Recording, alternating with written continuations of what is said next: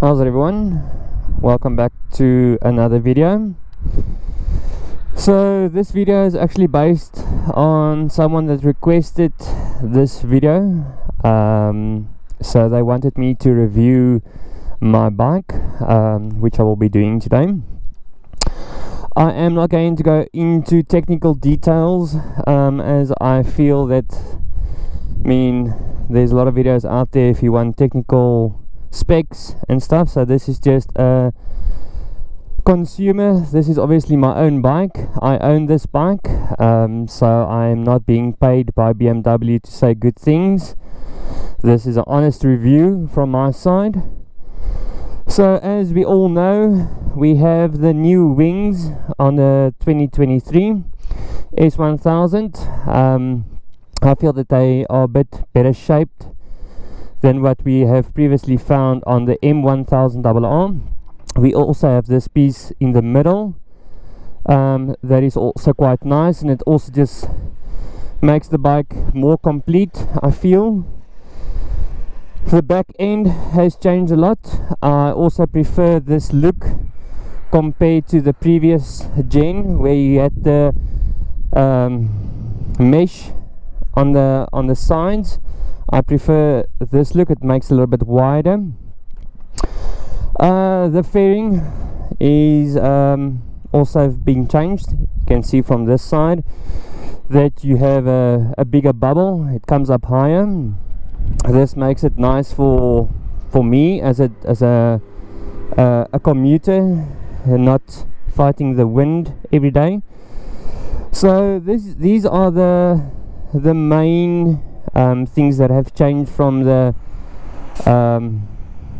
look of the S1000rr 2023.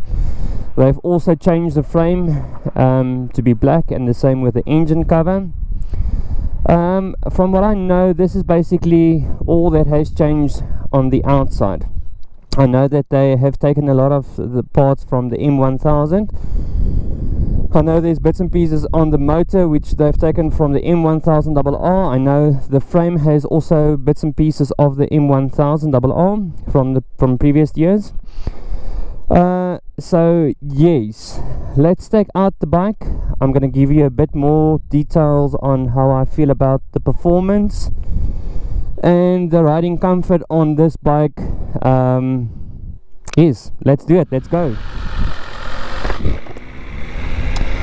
Okay, so here we are driving on the S1000rr 2023.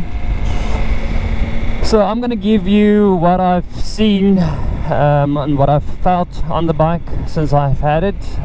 We can actually see the mileage here. I'm standing on 4,605 kilometers for a bike that's just under 2 months. So I've done my fair share of riding on this bike. From what I can tell you, I know there were some videos going around on YouTube where they say that the S1000rr has been restricted in some of the gears, especially in mid-range. I will definitely say that I can feel that. That's something that has been bothering me quite a lot, because if you in third and you just open up like this, it feels like there's a big delay in response. To compare, if you basically compare that to, let's say, you in fifth gear, where I understand it's not restricted. So I can definitely feel there's some part of the bike that does not give its full potential when it comes to the mid-range. I also feel, I know that the electronics are next level on this bike. I think as a track weapon, it's amazing. I will take this to a track very, very soon. That's definitely something I want to do with this bike.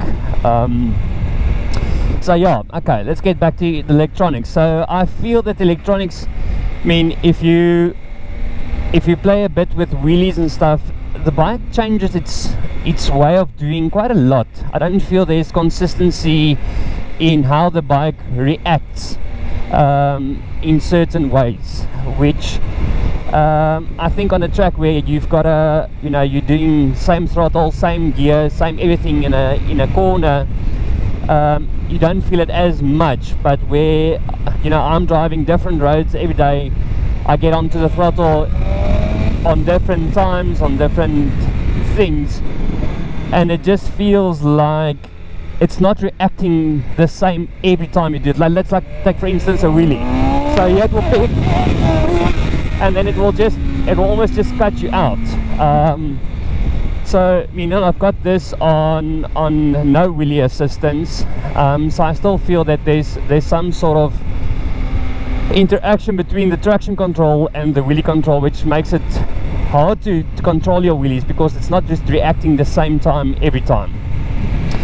Other than that, I mean, this bike has more than enough power. You know, if we go back to the beginning of the video where I said they've used some of the M1000 bits and pieces on the engine and the frame, I mean, I don't think that a power is any concern on this bike. I mean, it's got more than enough power. I don't think you'll need anything more on the road. I think if you use it as a track weapon, I will definitely consider you know, flashing the bike. I think that on its own will definitely make a big difference, and I think that will also help a bit with the consistency of the electronics. The next thing that I want to talk about, so let's just wrap it up here. So I'm definitely not taking anything away from this bike. It is an amazing bike. If I had to go to the market again to buy a bike, I mean, I bought this almost blindly. I didn't know how the Bengali or the R1 or those things ride. I bought this based on the reviews that I've read. So I still think it's one of the best super bikes out there when it comes to daily commuting, especially if you don't use it as a track bike. I definitely feel that there's no bike that compares to the S1000rr when it comes to day-to-day riding on roads. So yeah, I'm gonna cut it short here. This is my review. Please drop me questions if you've got any questions. If you want to see anything on this channel, please let me know.